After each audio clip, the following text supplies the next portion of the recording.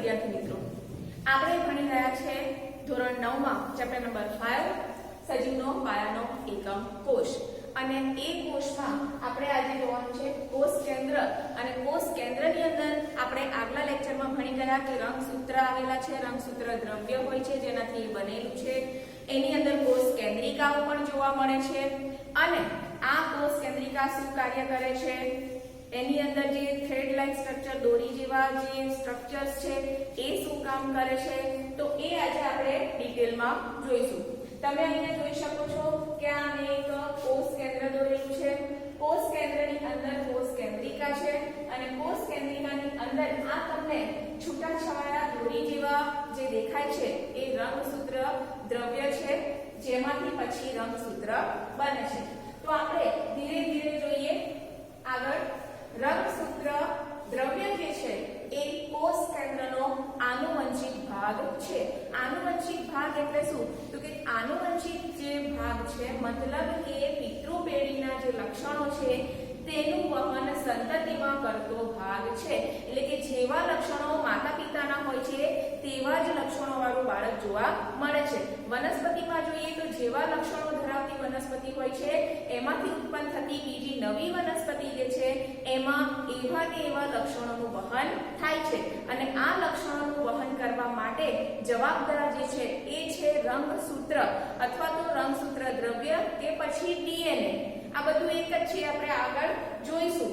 અને એ જ્યાં આવેલું છે એ છે કોષ કેન્દ્ર. અને આ કોષ કેન્દ્ર આનુવંશિક માહિતી માટે જે જવાબદાર છે એ ધરાવે છે, એટલા માટે એ આખા કોષનું રેગ્યુલેશન પણ કરે છે. તો એને આપણે કહી શકીએ કિંગ ઓફ ધ સેલ. બરાબર, કોષનો એ રાજા છે, આખા કોષનું એ રેગ્યુલેશન કરે છે. કોષની બધી જ પ્રક્રિયાઓ જે છે એ કોષ કેન્દ્રને આભારી છે. તો એમાંની એક આ પ્રક્રિયા જોઈ લઈએ કે રંગસૂત્ર દ્રવ્ય હતું એ કોષ કેન્દ્રનો આનુવંશિક ભાગ છે, જે તમને પાતળી દોરી જેવું દેખાય છે. અહીંયા તમે જોઈ શકો છો પાતળી દોરીઓ જેવું એ સ્ટ્રક્ચર છે. હવે એને હજુ આપણે વધારે મેગ્નિફાઈ કરીને જોઈશું, વધારે મોટું કરીને જોઈશું તો એ આપણને કેવું દેખાય છે.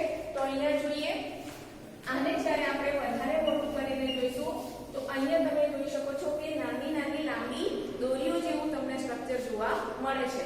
અને આ જે દોરી છે એ હવે ધીમે ધીમે જ્યારે કોષ વિભાજન થવાનું હોય ત્યારે એ ધીમે ધીમે સંકોચાય છે. અને એ સંકોચાય ત્યારે એ એક પ્રકારનું પ્રોટીન હોય એની ઉપર બંધાય છે. અહીંયા તમે જોઈ શકો છો કે આ જે છે આ એક પ્રકારનું પ્રોટીન છે જેને કહેવામાં આવે છે હિસ્ટોન પ્રોટીન. આ હિસ્ટોન પ્રોટીનની ઉપર એ વીંટળાય છે અને એ વીંટળાઈને બહુ જ સંકોચિત સ્ટ્રક્ચર બનાવે છે. લાઈક તમે જોઈ શકો છો, તમે પતંગ ઉડાઈ જશે બધાને, બરાબર છે. એમાં જે ફિરકી હોય છે ને એ ફિરકી એટલે કે હિસ્ટોન એવું તમે માની શકો છો. અને એની ઉપર જે તમે દોરી વીંટાળો છો એ છે આ થ્રેડ લાઇન સ્ટ્રક્ચર, જેને આપણે કહીએ છીએ ડીએનએ. ડીએનએ બહુ જ લાંબુ છે, બહુ જ લાંબી દોરી જેવું છે. હમણાં મેં કીધું એમ ફિરકી ઉપર જેવી રીતે દોરી વીંટીએ છે ને એવી દોરી જેવું સ્ટ્રક્ચર એ ડીએનએ છે. પણ એને એક જગ્યાએ રાખવા માટે, એને ભેગું રાખવા માટે એને કસાની ઉપર બાંધવું પડે અને એ વીંટાળવા માટે જે સ્ટ્રક્ચર છે એને કહેવામાં આવે છે હિસ્ટોન. હવે આની ઉપર ઘણું બધું ડીએનએ જે છે એ વીંટળાય છે અને વીંટળાતા એક ચોક્કસ આકાર બનાવે છે. અને એ ચોક્કસ આકાર પહેલા તો એ સળિયા જેવું બને છે. તમે એને જોઈ શકો છો, પહેલા એ કેવું બને છે, સળિયા જેવું બને છે. અને એ સળિયા જેવું બનાવતા પછી એ ધીમે ધીમે કોઈ ચોક્કસ આકાર બનાવે છે, જેને આપણે કહીએ છીએ આ રીતે રંગસૂત્ર. વધારે કન્ડેન્સ થાય છે, વધારે નજીક આવે છે, ભેગું થાય છે, ચોક્કસ આકાર બનાવે છે, જેને આપણે કહીએ છીએ રંગસૂત્ર. હવે આ રંગસૂત્ર બન્યું, એમાં જે ડીએનએ ભાગ લીધો એની થોડી ચર્ચા કરી લઈએ આપણે. તો આ ડીએનએ છે, તમે બધાએ જોયું જ હશે. આ ડીએનએ જે છે એ બનેલું છે જનીનોથી. એ બનેલું છે જનીનોથી. અને જનીન જે છે એ આનુવંશિક માહિતીનો સંગ્રહ કરે છે. એ જ જવાબદાર છે આનુવંશિક માહિતી સંગ્રહ કરવા માટે. તો જનીનો જે છે આનુવંશિક માહિતી ધરાવે છે, તેના દ્વારા ડીએનએ બનેલું હોય છે. જનીનો જે છે એ કાર્યકારી અંગ છે. આનું કાર્યકારી અંગ છે ડીએનએ નું, મતલબ કે દરેક કાર્ય જનીન દ્વારા રેગ્યુલેટ થતું હોય છે. અને એ જનીનથી બનેલું છે રંગસૂત્ર, અને રંગસૂત્રથી બનેલું છે રંગસૂત્ર દ્રવ્ય. રંગસૂત્રથી બનેલું છે ડીએનએ થી બનેલું છે રંગસૂત્ર દ્રવ્ય. અને આ રંગસૂત્ર દ્રવ્ય જ્યારે હવે વિંગળાય છે ત્યારે એ બનાવે છે રંગસૂત્ર. તો જનીન પછી આવે ડીએનએ. ડીએનએ થી બને છે રંગસૂત્ર દ્રવ્ય, દોરી જેવું સ્ટ્રક્ચર. અને એ રંગસૂત્ર દ્રવ્ય પછી જ્યારે ભેગું થાય અને ભેગું થઈને એક જગ્યાએ કોઈ ચોક્કસ આકાર બનાવે ત્યારે બને છે રંગસૂત્ર. અને આ જે રંગસૂત્ર છે એ દરેક પ્રાણીમાં ચોક્કસ જોડીમાં હાજર હોય છે. મોટા ભાગે એ જોડમાં જોવા મળે છે, જ્યારે અમુક કોષોમાં એ જોડમાં જોવા મળતું નથી. તો અહીંયા આગળ આપણે ફરી એકવાર જોઈ લઈએ. કોષ કેન્દ્ર રંગસૂત્ર ધરાવે છે. રંગસૂત્ર ક્યાં જોવા મળે?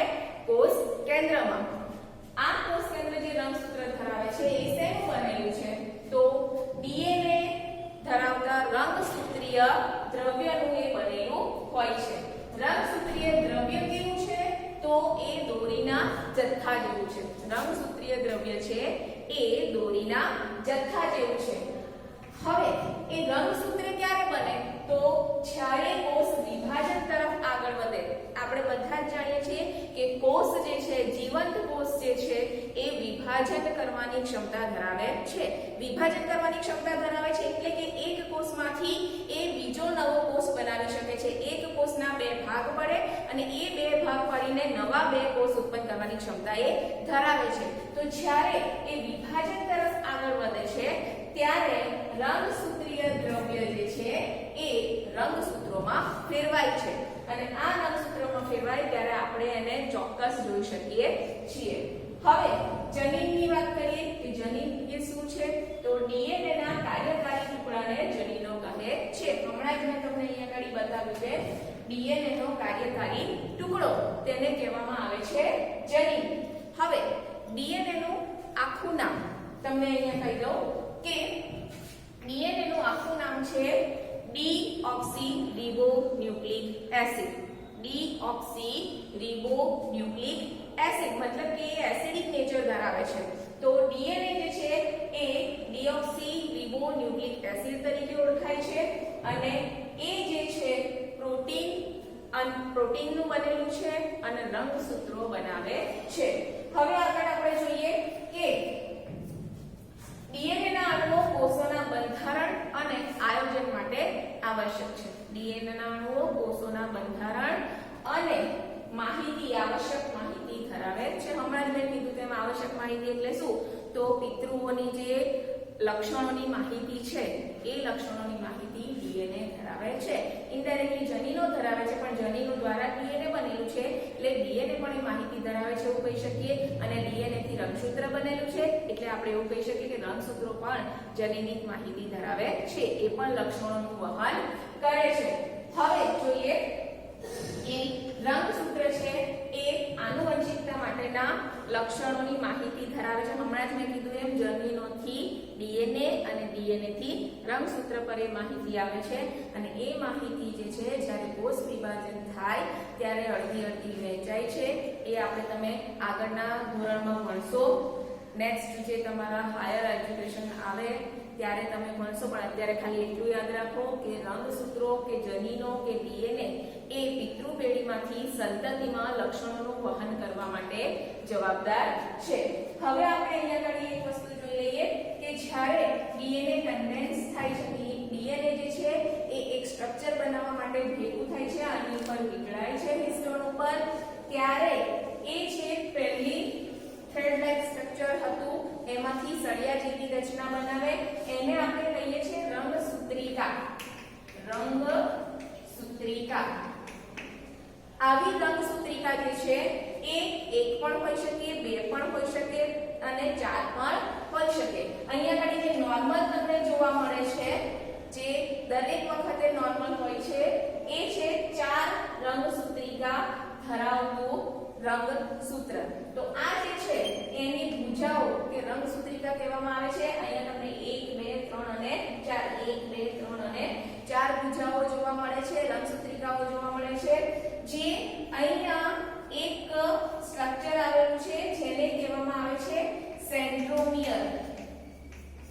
સેન્ટ્રોમિયર દ્વારા જોડાયેલું હોય છે. તો સેન્ટ્રોમિયર જે છે એ ભુજાઓને જોડે છે. કેટલાક રંગસૂત્ર છે એ માત્ર આવી રીતે બે ભુજાઓ ધરાવતા હોય એવું પણ બને. તો આ રીતે રંગસૂત્ર જુદા જુદા પ્રકારના જોવા મળે છે. બેઝિકલી 4 પ્રકારના જોવા મળે છે, પણ આપણે આ નોર્મલ જે રંગસૂત્ર છે એની વાત કરીએ તો એ 4 ભુજાઓ ધરાવે છે અને એક સેન્ટ્રોમિયરથી જોડાયેલું હોય છે અને દરેક કોષમાં સરખી સંખ્યામાં જોવા મળે. એક સજીવના દરેક કોષમાં સરખી સંખ્યામાં જોવા મળે છે. સરખી સંખ્યામાં એટલે શું? તો અહીંયા આગળ આપણે જોઈએ કે ડ્રોસોફિલા જે છે એમાં 4 જોડ રંગસૂત્ર જોવા મળે છે. જોડ એટલે આ એક છે એવું બીજું, એને કહેવાય જોડ. તો ડ્રોસોફિલામાં 4 જોડી રંગસૂત્ર જોવા મળે છે. એવી જ રીતે વટાણામાં 7 જોડી રંગસૂત્ર જોવા મળે છે. ડુંગળીમાં 8 જોડી રંગસૂત્ર જોવા મળે છે. દેડકામાં 13 જોડી રંગસૂત્ર જોવા મળે છે. ઉંદરમાં તમે જોઈ શકો છો 21 જોડી જોવા મળે છે. કૂતરામાં 39 જોડ જોવા મળે છે અને છેલ્લે મનુષ્યમાં 23 જોડ રંગસૂત્ર જોવા મળે છે. મનુષ્યના દરેક કોષમાં એટલે કે આપણી અંદર દરેક કોષમાં તમે જોઈ શકો તો 23 જોડ રંગસૂત્ર જોવા મળે છે. આ તો થઈ જોડની વાત, પણ જરૂરી નથી કે દરેક વખતે એ જોડમાં જ હોય. તો કયા કોષોમાં એ જોડમાં નથી? તો એક ઉદાહરણ હું તમને આપું કે મનુષ્યના જનન કોષ, જેને આપણે કહીએ છીએ અંડકોષ કે પછી શુક્રકોષ, અંડકોષ કે પછી શુક્રકોષ, એમાં એક સિંગલ જોવા મળે છે, એમાં જોડમાં જોવા મળતું નથી. એટલે કે જે પેર છે એમાંનું એક રંગસૂત્ર હોતું નથી. જ્યારે વિભાજન થઈ જાય છે ત્યારે બંને અલગ અલગ કોષમાં જતા રહે છે અને માત્ર એક જ રંગસૂત્ર એમાં જોવા મળે છે, જે જોડમાં હોતું નથી. તો આ રીતે આપણું કોષ કેન્દ્ર છે એ ઘણું અગત્યનું કાર્ય કરે છે અને પિતૃ પેઢીમાંથી સંતતિમાં જે લક્ષણોનું વહન થાય એની માહિતી ધરાવે છે. ઓકે, તો હમણાં આપણે જે જોયું કોષ કેન્દ્ર એ હતું યુકેરિયોટિક કોષોમાં જોવા મળતું કોષ કેન્દ્ર. એટલે કે જે સુવિકસિત સજીવો છે, જેનું સુવિકસિત કોષ છે તેનું સુવિકસિત કોષ કેન્દ્ર. તો હવે એવું પણ કોષ કેન્દ્ર છે જે પ્રોપરલી વિકાસ પામેલું હોતું નથી. પ્રોપરલી વિકાસ નથી પામેલું એટલે કે એની આજુબાજુ આપણે જે હમણાં જોયું એમાં આજુબાજુ 2 પટલ હતા, આમાં એક પણ પટલ જોવા મળતું નથી. તો એની વાત કરીએ, હમણાં આપણે જોયું સુવિકસિત કોષ કેન્દ્ર જે યુકેરિયોટિક કોષમાં હોય છે. હવે આપણે જોવાનું છે અવિકસિત કોષ કેન્દ્ર અથવા તો આદિ કોષ કેન્દ્ર એને કહીએ છીએ, જે પ્રોકેરિયોટિક કોષમાં જોવા મળે છે. એમાં આપણે જોઈએ કે પ્રોકેરિયોટિક કોષ એટલે શું? તો આવા કોષમાં કોષ કેન્દ્રની પટલમય રચનાઓ હોતી નથી. એમાં જે ઉપર પટલ હોવું જોઈએ એ પટલ હજુ સુધી નિર્માણ પામ્યું નથી. આદિ છે, શરૂઆતનો કોષ છે. આદિ એટલે શરૂઆતનો, અને શરૂઆતનું હોય ત્યારે સંપૂર્ણ કોઈ વસ્તુ બની ગયેલી હોય નહીં. તો આ કોષ કેન્દ્ર બનવાની પણ હજુ શરૂઆત થઈ રહી છે, એટલે એમાં કોષ કેન્દ્ર પટલ હોતું નથી. તો શું હોય છે? અંદર ખાલી કોષ કેન્દ્ર દ્રવ્ય, એને કહેવામાં આવે છે ન્યુક્લિયોઇડ. અહીંયા તમે જોઈ શકો છો કોષ કેન્દ્ર પટલનો અભાવ હોય છે, એટલે એને આદિકોષ કેન્દ્રીય કોષ કહે છે. અને એમાં માત્ર ને માત્ર ન્યુક્લિક એસિડ હોય છે, જે જનીનિક માહિતી ધરાવતું હોય છે. હમણાં જે આપણે જોયું તો ડીએનએ, રંગસૂત્ર, એવું જે છે એવું મોટું સ્ટ્રક્ચર નહીં, પણ માત્ર એનો થોડો ભાગ ન્યુક્લિક એસિડ સ્વરૂપે જોવા મળે છે. અને ન્યુક્લિક એસિડને આપણે ન્યુક્લિયોઇડ તરીકે ઓળખીએ છીએ. અહીંયા તમે એક કોષ જોઈ શકો છો. બેક્ટેરિયામાં ખાસ કરીને આ જોવા મળતું હોય છે. આ તમને એક બેક્ટેરિયા દોરેલો છે, બતાવ્યો છે. બેક્ટેરિયામાં અહીંયા તમે જોઈ શકો છો ન્યુક્લિક એસિડ, જેમાં કોઈ જ પ્રકારનું પટલ આજુબાજુ આવેલું નથી, જે કોષ રસમાં છૂટું જ છે. તો એ છે ન્યુક્લિયોઇડ. ન્યુક્લિયોઇડ પછી અહીંયા આગળ તમે ઉપર જોઈ શકો છો એક દિવાલ જેવી રચના છે જેને આપણે કોષ દિવાલ કહીએ છીએ. આ કોષ દિવાલ પછી અંદર આવેલો હોય છે કોષ રસ. અને બેક્ટેરિયામાં કેટલાક બેક્ટેરિયામાં એક ખાસ રચના જોવા મળે છે જેનાથી બેક્ટેરિયા પોતાનું રક્ષણ કરે છે. એક કઠણ આવરણ જેને કહેવામાં આવે છે કેપ્સ્યુલ, કે જ્યારે વાતાવરણ અનુકૂલિત ના હોય ત્યારે એની આજુબાજુ એક કઠણ આવરણ બનાવે છે જેને આવે છે આપણે કહીએ છીએ કેપ્સ્યુલ. અને બેક્ટેરિયા જે છે એ કેટલાક બેક્ટેરિયા હેર જેવા સ્ટ્રક્ચર, વાળ જેવા નાના સ્ટ્રક્ચર ધરાવે છે. એને આપણે કહીએ છીએ ટીલી અથવા તો ફિમ્બરી. અને એક મોટી રચના એવી પૂંછડી જેવી જોવા મળે છે જેને કહેવામાં આવે છે કશા. અને આ કશા અથવા તો ટીલી અને ફિમ્બરી દ્વારા બેક્ટેરિયા જે છે એ પોતાનું હલનચલન કરી શકે છે. તો આ હતો પ્રોકેરિયોટિક કોષ. હવે પ્રોકેરિયોટિક કોષનો મતલબ અહીંયા આગળ જોઈએ. તમે અહીંયા અંગ્રેજીમાં જોઈ શકો છો પ્રોકેરિયોટ્સ. અહીંયા આપણે લીધું પ્રો. પ્રો એટલે કે પ્રાથમિક, પ્રાથમિક એટલે કે આદિ, શરૂઆતનું. અને બીજું છે કેરિયોટ. કેરિયોટનો અર્થ થાય છે કેરિયોન અથવા તો ન્યુક્લિયસ. અને ન્યુક્લિયસ એટલે કોષ કેન્દ્ર, એટલે શરૂઆતનું આદિ કોષ કેન્દ્ર. અને આવું આદિ કોષ કેન્દ્ર જે સજીવ ધરાવે એને કહેવામાં આવે છે આદિ કોષ કેન્દ્રીય સજીવ, જે તમે અહીં આગળ જોઈ શકો છો.